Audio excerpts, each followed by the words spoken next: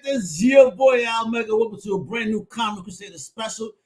And first up, let me introduce my homie is going to be riding with me on this interview today. He is the boss of, he's on Sci-Fi Spoilers. He's on Cinema Crusaders. He is the creator of Mr. Happy. Let me introduce the one only Mr. Jeff Bracey. Where are you doing, homie?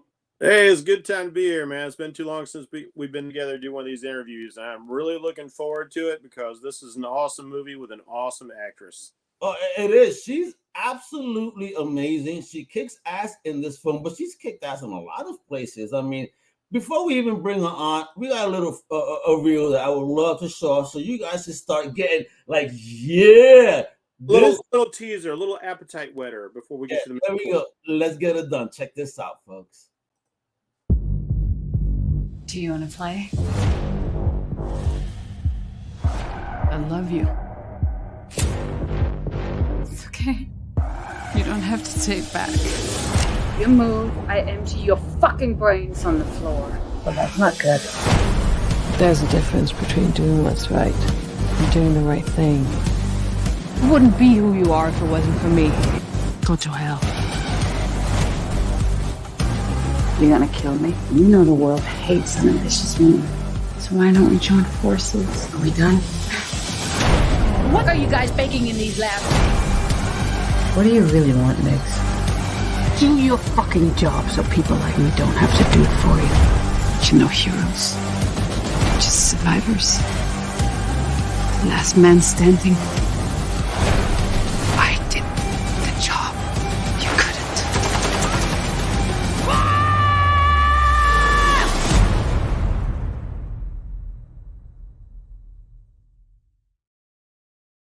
Woo! Me and do you see this introducing actress, singer, songwriter, model Nina Bergman is in the building. Thank you for coming on, Nina, and rocking out with us to talk about what you've been doing, that awesome film reel, and this fire movie Cold Meat that's out there. I mean, oh my gosh! I'll just dive in. When I see that film reel, especially seeing you do these kind of cyberpunky and goth things, I want to see you play Tank Girl now. Yeah, yes. I love her. Let's make that happen. I think you would just absolutely kill that. Nina is perfect for Tank Girl. Jeff, I think you have just found the ideal Tank. Hollywood, you here? Baby, let's do that. So, welcome to Comic Crusaders. We definitely love to have our origin story. So, Nina, tell us a bit about yourself, where you're originally from, and what was the first thing in fandom that you fell in love with that inspired you on the journey you're on? Well, I'm born and raised in Denmark, and my dad is Russian. So I went to school in Russia, but I grew up in Denmark. And, I wasn't, my dad is a professor at the Danish Film School, so I wasn't really allowed to watch a lot of TV or listen to any pop music. It had to be quality music. And the first movie that I saw in the theaters were Thelma and Louise. And so I came to America, and the first thing I did with my first big check was buying a Thunderbird, of course. Well done. Yeah. No, I've always been a performer. I always knew sort of, my calling. I didn't know if it was going to be music, acting, dancing, but I knew, I had to express myself. Otherwise, I would just explode. And yeah. So where did you get your start, though? Was it there in Denmark or when you came over to the States? I left Denmark when I was 14. I got a scholarship to a musical theater school in London. And then I was there going to school and started working as a backup dancers with bands. And then I went to Moscow to the Bolshoi Theater as a prima ballerina. I was a prima ballerina, hence the footwork for boxing, ability for kicking, and it helps. Mm-hmm. Yeah, I was going to ask you about some of that because digging into your past there, like you have really done a little bit of everything and been all over the place. I mean, your grandfather is a very famous Russian actor, and if let's see if I can say this name properly, Pavel. That's good. Kadashnikov. That I had it earlier and I forgot. Started talking because I was having so much fun talking to you. And you actually traveled around with your gypsy grandparents for a while. Like I did. Are they Romani or the Roma people? They're Roman. They're Russian Romans. So yeah. So my grandmother has like dark skin. You know, she's like the black hair and dark skin, and I came out Danish looking. And that like when I look at your list of accomplishments, that like this wide, eclectic artistic background, I wonder if like that traveling lifestyle played into that any. I think so. I mean, I have a hard time staying in one place, you know, and watching, you know, touring around with my grandmother starting at 4 years old and performing. I just, you know, I was just kind of born into it, and I never had a choice. You know, I was one of those kids. Like if I didn't perform, I would go and perform in the streets. I would choreograph a little dance with my ghetto blaster and I would go and dance in the streets. Oh my God, she said ghetto blaster. Oh my God, that's it. She's my homie for life. She's using the right words over here. Are you sure you're not a New Yorker? You know what I mean? Wherepa, I love it. I love the fact that even though, you know, you've been working in movies for a while, that you have this love of the theater that keeps bringing you back to the stage as well. Yeah, you know, theater is my true love, but making money doing that is hard. And you know, it's you know, I've done a lot of theater, and it's like, you know, 6 months, the same show, you know, 8 shows a week. So it's, you know, in the movies is a little more exciting and it's more diverse. But theater is my true love. I mean, there's nothing better than being on the stage and feeling the people, and you know, that's that you feel that circuit of energy between you and an audience, and there's nothing else like it. So, no, you feed off of them. We feed off of each other. So let me ask you, how do you balance your time and creative energy between acting, singing, modeling, doing everything you're doing? The Bergman real big. Well, it's you know, I don't have much of a life. I don't have a TV. I don't watch TV. I only watch TV. You kept to this as a kid. You like so you were taught as a kid not to appreciate TV on that level. Yeah. And so you kind of kept that into adulthood. Yeah, kept that. Yeah, I don't watch TV. I'll only watch it if I have an audition or I'm doing something to get the feel of it. Okay. But I don't watch TV, and I think it stifles my creativity. No, I can appreciate that, because I know actors who don't like to watch movies because they don't want to dilute what they might do. They don't want to be influenced by other people's work so much. Yeah, it's like if I did a couple of years ago like a World War II movie, and everyone was like, "Whoa, you got to watch all these World War II movies," and I was like, "Absolutely not! I'm going to go to museums. I'm going to read all the stories. I want to interview all the people, and I want to do it from the inside out and not from the outside in." I love that authenticity about that. I love that approach. Yeah, that's real. See, that's being, I think, a real artist there, when you kind of really take that type of view on what's popping. I am digging it. So I want to get into that a little bit more later, but there's one more thing I got to ask you before getting into the movie projects a bit, because this also leads into like asking you questions about like the shoot and character and things. One thing that I was very delighted to see, because I'm a great fan of this man's work, Terrence Zanudik, and it says here that you worked on the soundtrack for Repo the Genetic Opera. Tell me a little bit about that, because I'm geeking out just finding out that. Well, it was one of those stories where I just came to LA from New York, you know, just came, and I booked the part. It was like a 3-octave part. I had to sing like 3-octave. I'm operatically trained, you know, musical theater, and I had to dance. It was a very challenging part. I booked the part with a Japanese artist named Yoshiki, was doing the music from X Japan, who I worked with. A big superstar in Japan was doing the music. And then there was some problems with the casting. They needed a name, and I got replaced by Paris Hilton. And then they used a lot of my voice. So it was one of those things, like I just came to Hollywood and I was like, oh, I see how it is. Wow. Before, but I had wondered if Paris was actually doing her own singing.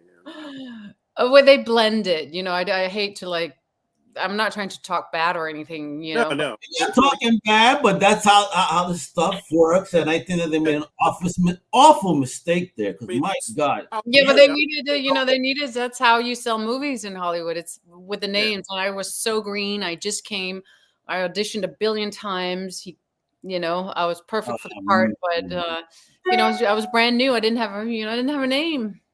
Yeah, it I happens. have the octaves. I have the talent. But All right. So how do you feel about that? Because again, you know, you're trying to break in, right? And they use that excuse, oh, but you're not nobody. But unless they give you the opportunity, how can you ever be someone? So how do you overcome that obstacle, you know, and kind of prove yourself, if you will? What I did was, you know, I went to college to get some credibility, and that's where I boxed. I started boxing to make extra money on the side to get it. So I went to what a crazy hustle. She says a side hustle. Oh my, yeah, Nina scares me. She said, how side hustle? I'm going to just beat motherfuckers up. You know what I mean? I didn't know I had the talent, and I was a very angry teenager, and you know, I had the endurance and the stubbornness and their age, so it worked for me at the time. And then, you know, so that helped kind of get in the door coming from NYU. And then, you know, how I dealt with it was as a boxer, I learned about 9 Inch Nails, and I started singing in rock bands. Oh man, I did industrial rock, so I started touring, and then I'll be on the road screaming my heart out, and then I'll come back, try again, keep doing it. And then when I couldn't take it anymore, I would go with my band on the road for 3 to 6 months and do my you know, my music until I signed a big record deal, you know, and then I couldn't do the acting there for a while. Yeah. Did you ever get to meet Trent Reznor by any chance? No, I worked with everyone around him, you know, from Atticus to Michael Patterson to Mix It to, you know, it's all, you know, kind of the same people in that. You know, but they say don't meet your idols. Yeah. 9 degrees of Trent Reznor. So I worked pretty much with everyone, just that he was around, but not him. Yeah.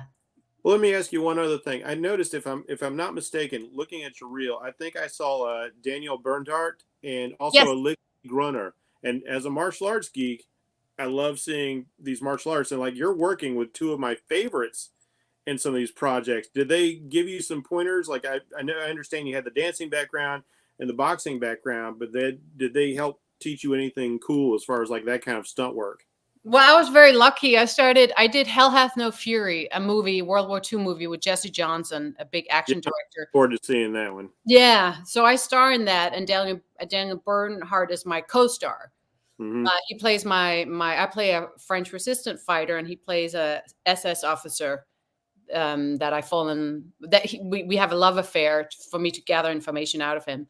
But then we started training together because I had a project where I needed to learn martial arts, and I started training with 8711, which is like one of the biggest stunt teams, the one that did John Wick and the Matrix, and they're like the Western equivalent of the Jackie Chan stunt team. Yes, yes. So Daniel is part of that. So they started training me, and Daniel was like, "Wow, you are a natural." Wow. And I was like, "Well, a natural. I've been a ballerina since I was 4, and you know, done in my whole life."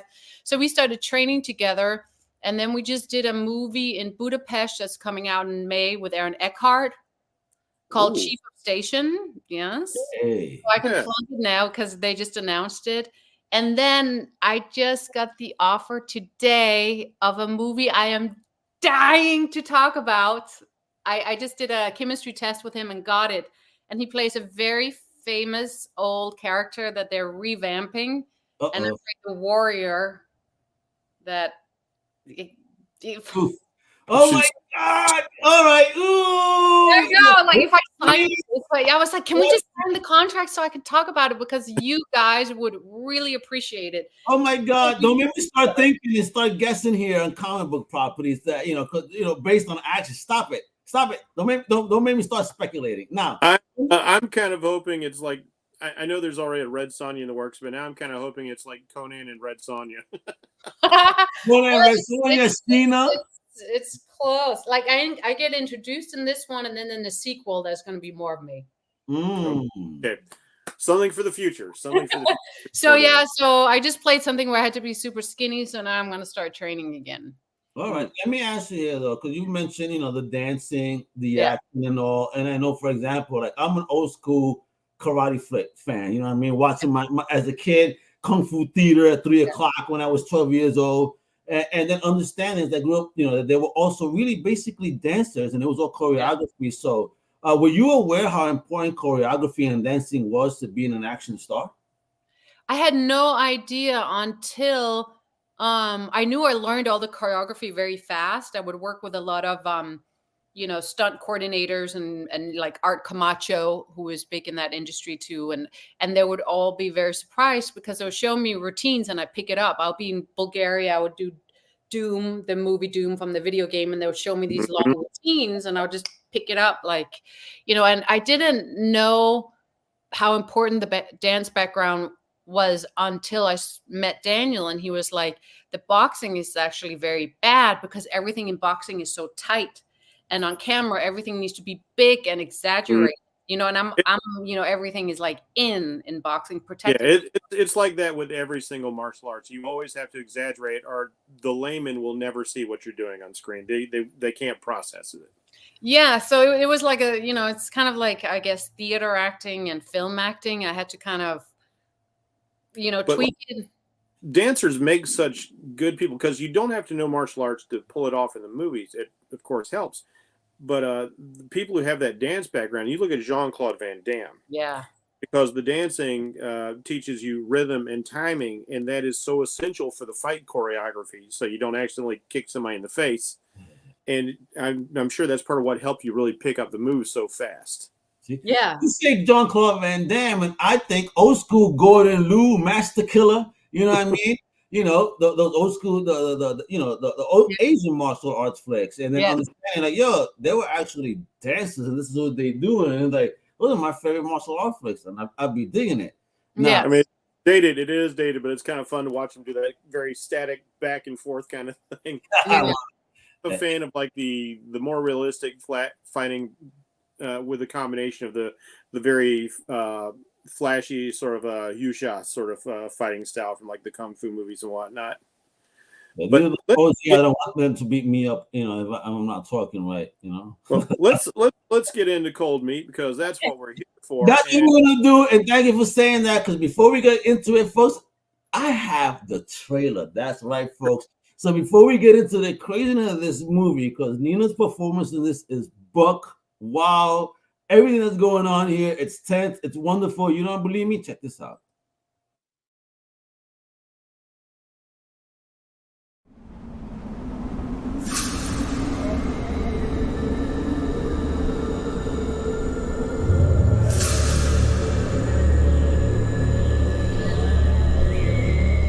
When I was a child, here you go. my mother told me that humans are capable of the best and the worst.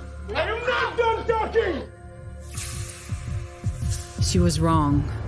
Some are only capable of the worst. The natives have a legend about those people. A legend as old as the mountains of this region. They say that in time of famine, an evil spirit comes out of the woods to possess those who had cannibalized the flesh of their peers.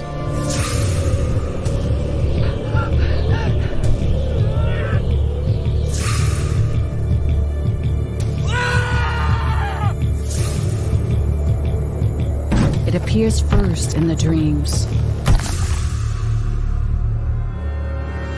But it's already too late for them. They're damned. Condemned to become like it. A wandering soul seeking human flesh. Always insatiable. Never satisfied.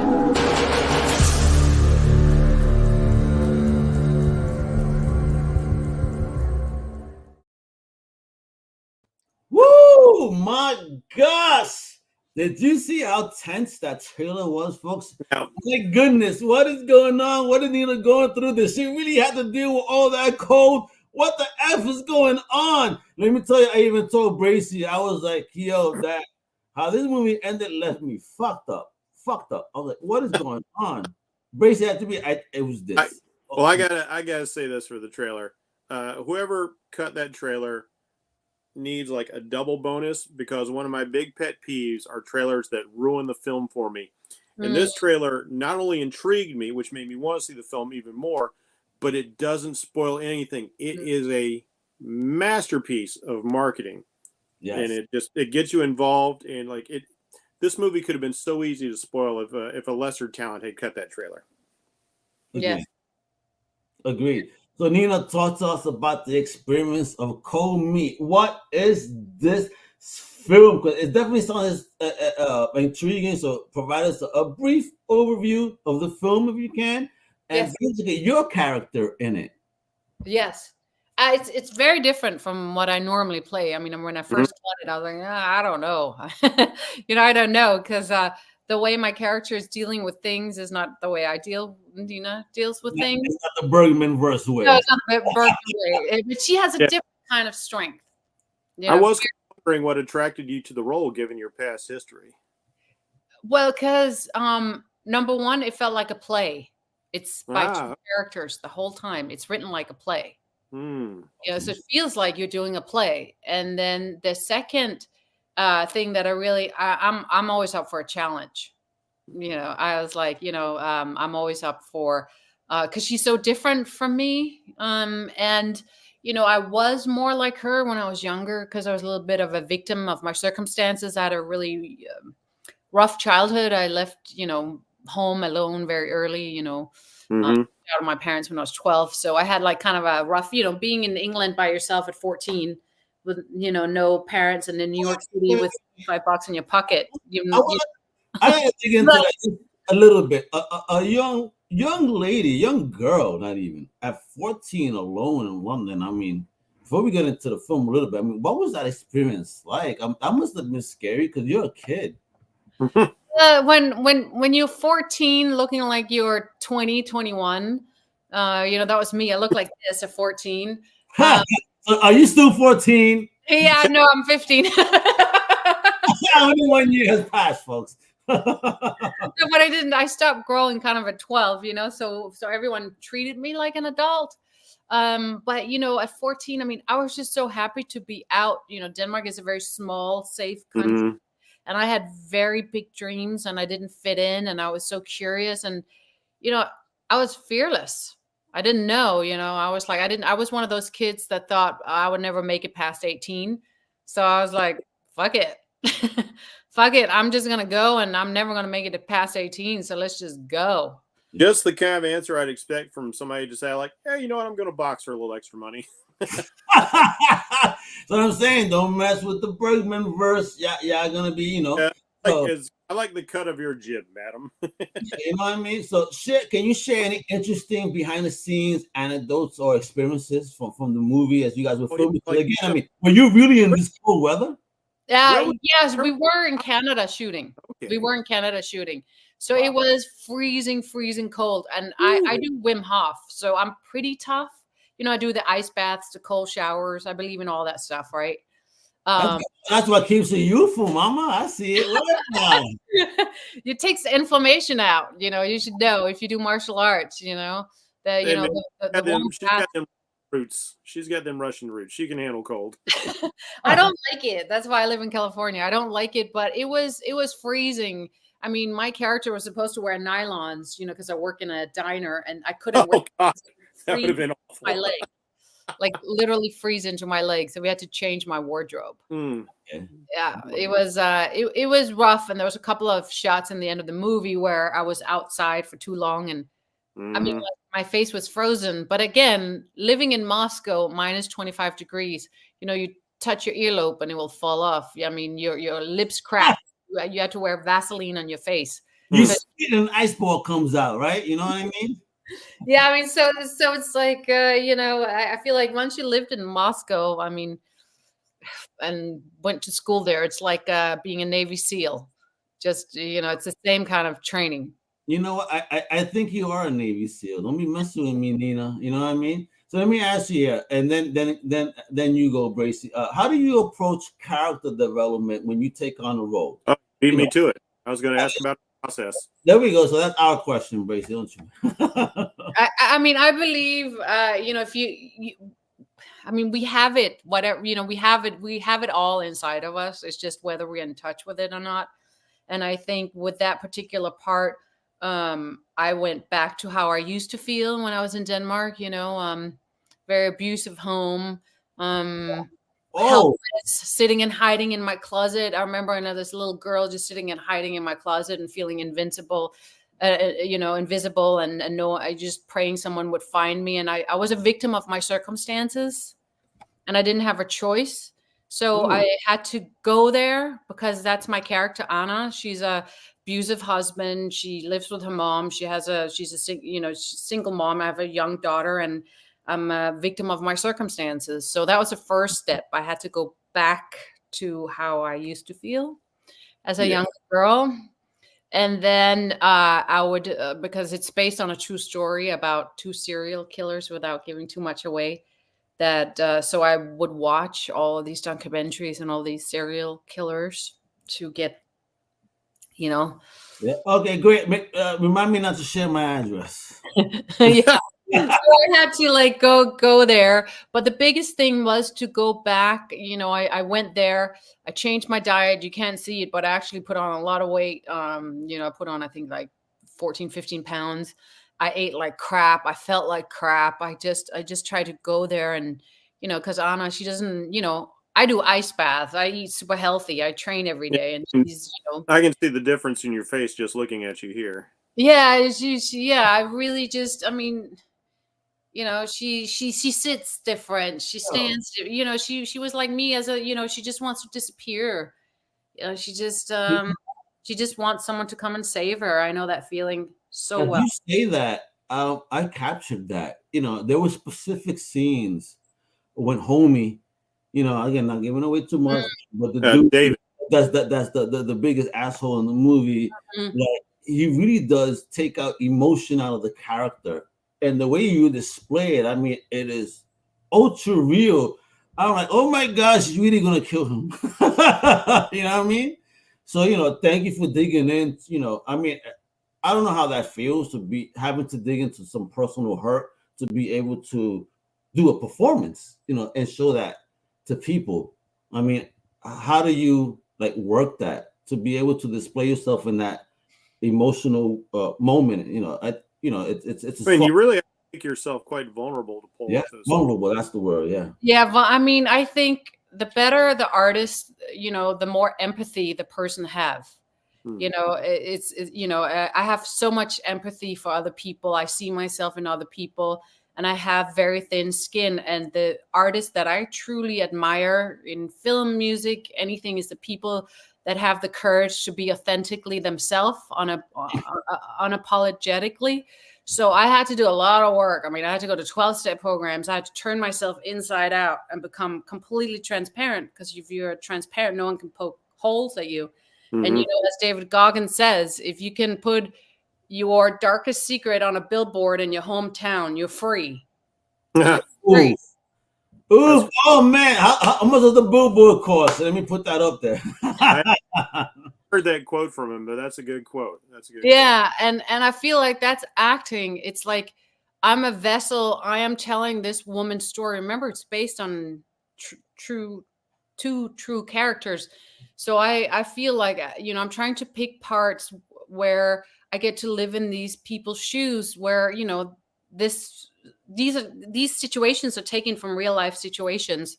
So I try to go there as much as I could. And I think that's my job as being an artist. I'm just a vessel, and it's not to judge it. Like, I don't judge Anna, for an abusive relationship. I mean, I'm sure I've been, Her history is pretty dark until she has her kid. So yeah. Hey, man. What up, big pops in the building? What up? Yeah. We've discussed Anna's vulnerability or weakness, and obviously a lot of her strength comes from her child. But was there a further place that you thought maybe a lot of this strength, of this change of character she had, might have come from? Yes, she has a daughter. Mm-hmm. She has to get back to her daughter. That's her superpower. I read stories about women, their kid would be stuck underneath a truck and they lifted up the truck. It's physically impossible. But I think when you're a mom, I mean, I don't know, but I had siblings. I think when you're a mom, you get a superpower. And I think Anna, she has a superpower that she didn't know she had. And he gave her that gift. She is a badass because she finds strength, even though I really love watching her arc in this. Yeah. And especially we can all appreciate that Mama Bear that comes out. And I have a feeling that when she gets back to the real world, that things are going to be quite different between her and her life in general. And I have this great expectation for her after that.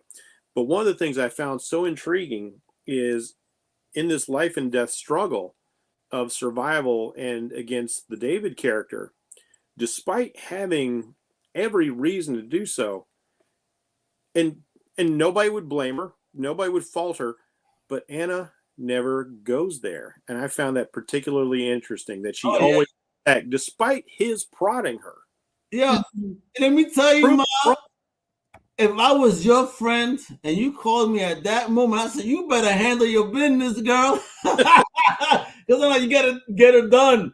Your patience in the film, or at least the character's patience, is absolutely amazing to me. Because this is again why I say you can't have people that look like me in these films, because we're gonna get it done real quick. Ain't gonna be nothing. That defeats the whole movie. The whole point is Anna doesn't want to be a monster like him. Mm-hmm. And you're right. And that's what you think about it.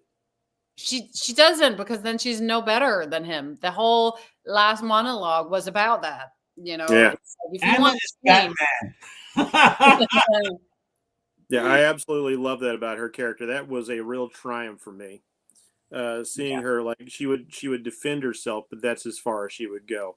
And he kept telling, everybo's just like me given the right circumstance, and she proves him wrong. Yeah, but all the men in this movie were shitheads, to be honest. Because holy shit, Anna's husband or ex or whatever that homie is displayed as, like, what? Oh my god! Like, that's there's a particular scene in the restaurant when homie kind of said, you think all of us, you're kind of pushed towards one way, but man, they flipped the script on you in this fucking movie. Let me tell you, and that's what I love about it. Like, not many movies, like you, Nina, I watch things if I have to watch them, based on who I'm going to speak to, you know what I mean? Yeah. Other than that, I'm just trying to learn my craft better. You feel me? Yeah. So, I took the time to watch the film, and I could not keep my eyes off it. Like, I was trying to work, but I'm just going to just pay attention. Like, this is fire. Your performance, every actor's performance, intriguing. Again, characters you could hate, characters you want to root for, things that make you say, what the F? This is what movies need to be. And I think what you and your team have done overall here is exactly what we as fans are looking for. Thank you. It was a labor of love. Sometimes you do the ones that pay really well, and sometimes you do the one that. Given what you put yourself through, it must have been a labor of love, because you're shooting these sub-freezing temperatures in a very confined space. I had to wonder if any of that was shot on a soundstage, because some of the shots that you're getting in the film, it doesn't seem like you could have another person in the vehicle with a camera to get some of the angles that you guys were getting. You onto something. Hey, we had one car on location and one in the sound stage that was taken apart in order for the whole camera crew to come in, and that was one of the challenges for me, at least, is to have like a full camera crew this close to you breathing. I mean, I could smell what they had for lunch. Oh God! I hope they didn't eat tuna fish. And you're talking to a vegan, remember? Yeah, no, it was it was intense. It was it was intense. And then you're on the soundstage sweating. And you're having to wear all these layers, and you're on the soundstage. Wait, so is that your first time experience also with having cameras up close to you and having that type of kind of claustrophobic acting experience? No. If you watch, I've done quite a few, but in particular, if you watch Hell Hath No Fury, I am tied to a cross, and they put skulls on my head and shoot them off, and they did floats on my head, and I'm tied to a cross, a little 90. And I know early on, Bracey mentioned dropping names, but I also saw someone in your face for a second, like Ron Perlman. You also were oh shit, yo, what? Ron himself, the beast. He's the real deal. It was a little intimidating. You're like, oh my God, that's Hellboy. Okay, all right. Here we go.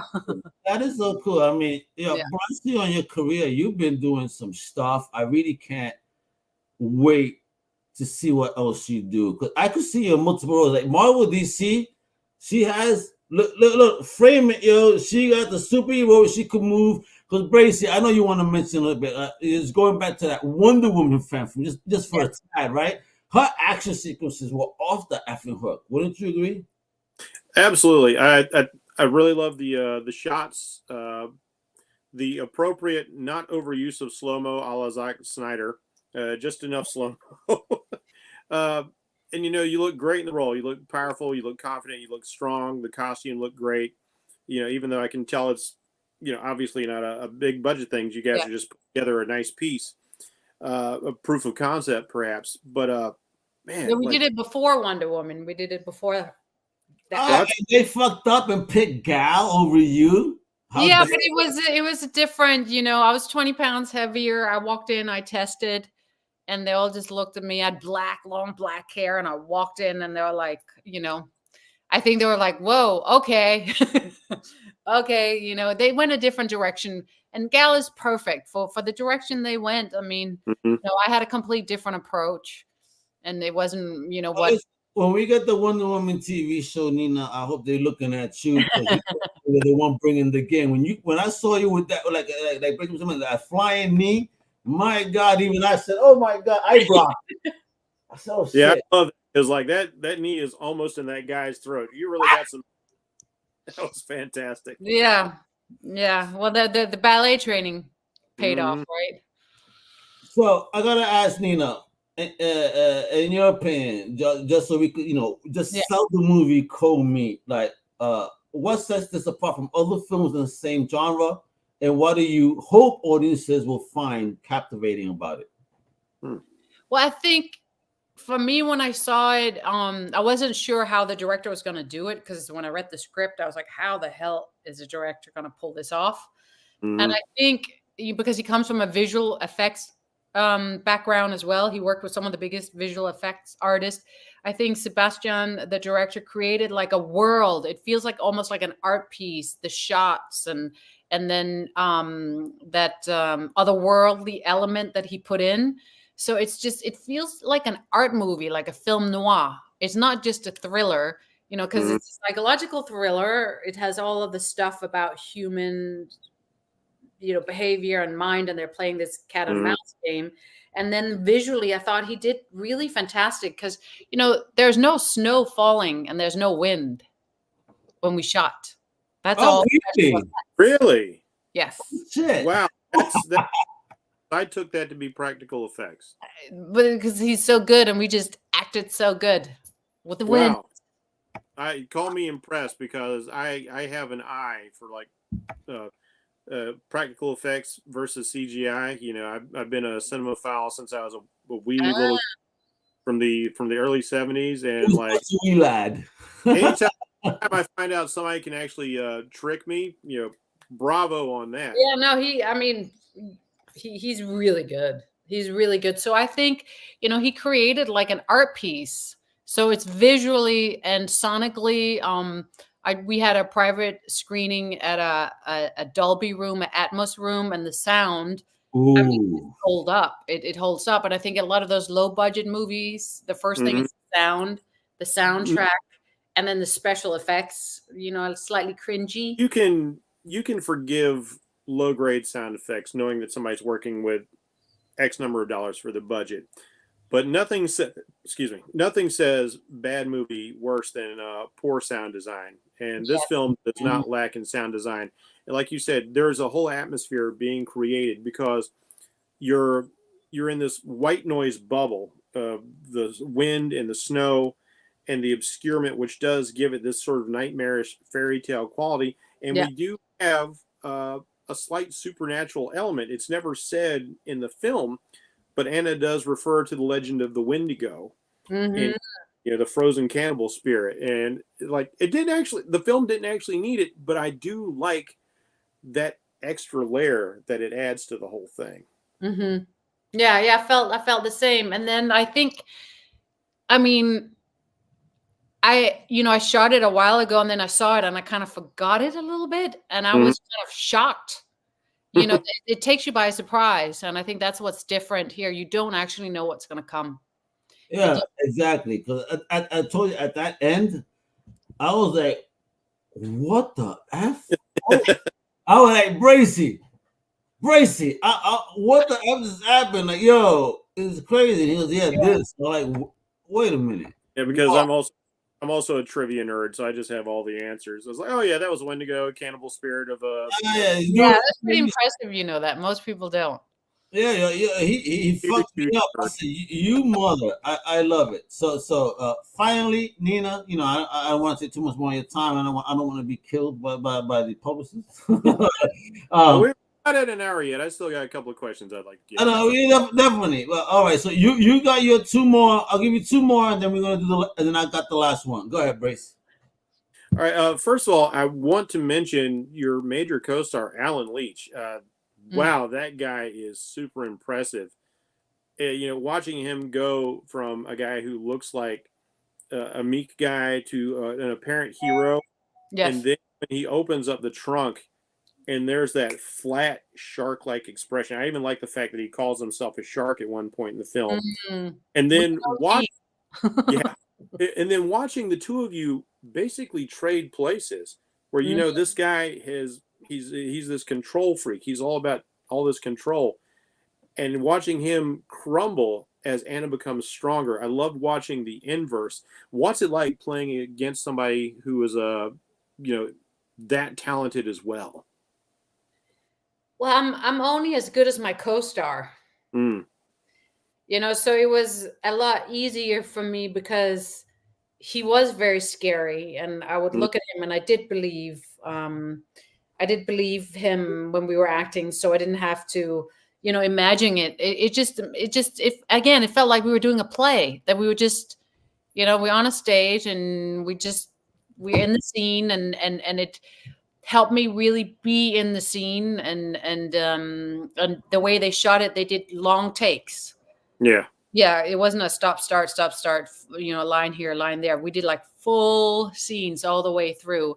And, he comes from that background. He's Irish and, lived in England and been on Downton Abbey for 8 years. And he's just such a pro. And it just made it so much fun. It's kind of like in the band and you're playing with good musicians. It just all clicks, just click. And you two have such a wonderful antagonistic chemistry between the two of you. And I can see, I can just watch the two of you feeding off each other like that, and like just the give and take there. And especially because they were such long takes, like, too many modern movies are all about these quick cuts, these quick edits. But I like these long holds. Like, we can really feel the tension and the drama and the character build. And that was fantastic to watch.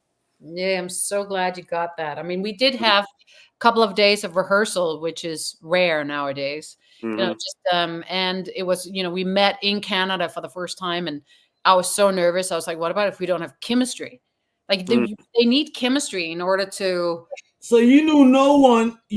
All guys got hired, but never really read together or anything. Exactly. Yeah, they just made a straight offer. I showed up in Canada, and I was like, I hope I'm sick. Into the deep, sink or swim. I'm so happy it worked out because it's this weird sort of relationship develops as your situation becomes more and more dire, and the two of you who are directly opposed have to come together for survival, even though that's the last thing you want to do. But it all rings true. Everything I saw you two doing really felt like it was present and in the moment. And it has that whole authenticity to it. Yeah. Just beautiful piece of work. Oh, thank you so much. How long was the shoot overall? What was that? How long was the shoot overall? Shoot. Yeah. Are you ready for this? How long? Yeah. 13 days. 13 days? Yeah. Whoa. They had to do it fast. Yeah, that's a long time. The budget was going to, special effects, everything. Yeah, we shot 13 days, which was crazy. Shoot. I mean, crazy. 1 or 2 takes on me. He got more takes. What were your days like, hour-wise? I was it was just crazy, and you just got to be super prepared. it's such a good thing that both of you have that theater background, because that allowed you to do the one for ones basically. Yeah, we did full scenes. I mean, if he didn't, that's why I was so scared. What about if I get some TV? I mean, some actor who's doesn't, who's you just don't know. I've done that in the past where I just look at my co-star and it just looks like he's taking a dump, and I was like, "What are you trying to do? Are you trying to cry or having emotion?" And they're like, it takes me out as an actor. Right. I'm just standing there looking at it. It's like it took me out. I remember, like, everybody has their own process. I remember hearing that Michael Landon used to pull out a nose hair to get tears to come out of his eyes. A nose hair? Yeah, like some people can't cry on command, so like that's what you do. But I don't understand that. If you put yourself, truly do the research and put yourself in Anna's situation, you'd be scared out of your mind. But you know what I do to cry on point? What do you do to get what you want? I go back into the most saddest moment in my mind of my life, and let me tell you, if once I hit that moment, I could cry on deck right there. I just look at what the government's taking out my paycheck. Oh, I mean, Bracey's crying every 2 weeks. So you hit him up every Friday, every 2 weeks is a wrap. He's crying. But I have a final character question for you, Anna. Yeah. Because I was going to ask you what's up for you next, but you're not allowed to say right now, so we must. I do have Chief of Station with Aaron Eckhart. He's not a bad co-star. Okay. Hey. A big fan of his work as well. It's an action movie. Jesse Johnson, and I play a very interesting character. And Aaron is fantastic. Oh, Nina, man, I can't wait to hopefully meet you in person one day and get an autograph and see your star on the Hollywood Walk over there. Let's get it done, baby. But as for Anna, there's one more thing I wondered about. So we know that Anna has an immigrant background. Yes. In the film, and she gets adopted into America. She has a lifetime of terrible experiences, but she's rather well versed on the native language, the native legends there. And I wondered, is there something about Anna's past growing up in the old world? And I can't help but like think about your own Romany lifestyle for a while, living in the old country, where like a lot of people still respect and revere like the old legends, traditions, and superstitions. Does some of that come into play with Anna and her philosophy and her outlook on what's going on around her? Because she seemed pretty invested in the idea of the Wendigo coming to take this terrible man away from her. Yeah, I think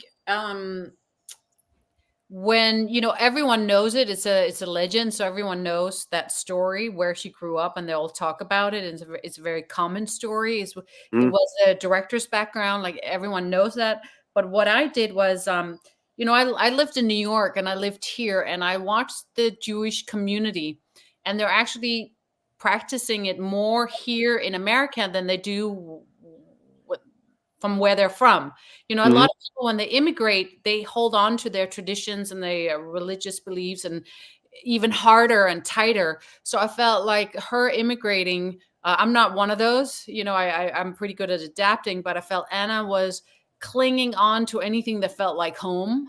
So all of those legends, and that's what she studied. And she probably read all those fairy tales and stories for her kids. And she was probably fascinated by it, because where she was from in Eastern Europe, there's a lot of tales. There's a lot of dark tales. There's Tolstoy. There's, all of those, and especially in Russia, we worship, the authors, the poets, Alexander Pushkin, Chekhov, all of those.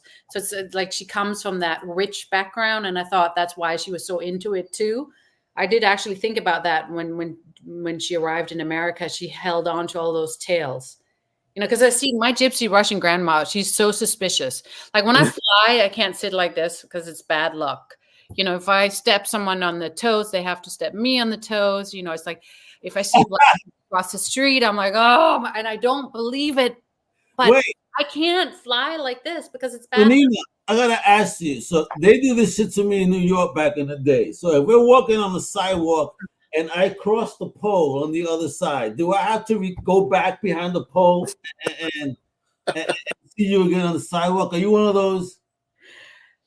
Yeah, I mean, Damn it! probably You retarded. remind me when we're like 2 blocks away. You fucked up. You got to walk 2 blocks back. And I don't believe it, but I just do it just in case. You kind of can't help it. I love it because I'm such a fan of cinema from around the world, and like I've enjoyed films like Rare Exports and Tula and some other Slavic films and Asian films, just films from wherever. They're good films to be seen, and so I love getting the import of the culture that way as well. And so I appreciated seeing that out of Anna as well, even though it wasn't like the major focus of her character. I really like that detail about her. Yeah, I would tell you, the writer is the director as well. So he wrote it and directed it. And he's French. So he has that French. Yeah. Yeah. Yeah. Yeah. So yeah, he thinks differently. I mean, it's very different working with a French director than an American director. It's just everything is just very different.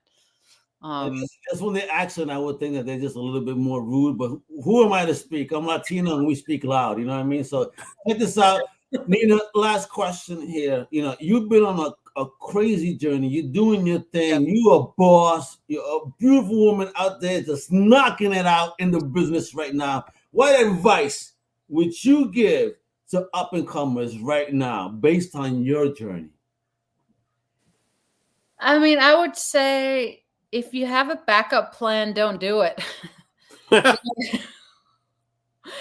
Like if I had any other talents, trust me, I wouldn't be doing this. I love the art and I love the craft, but I hate the business, and the business will grind you down. Hundreds of auditions you don't get. You're too old, you're too young, you're too fat, you're too skinny, you're too muscular, you're too gay looking, you're not gay enough. I'm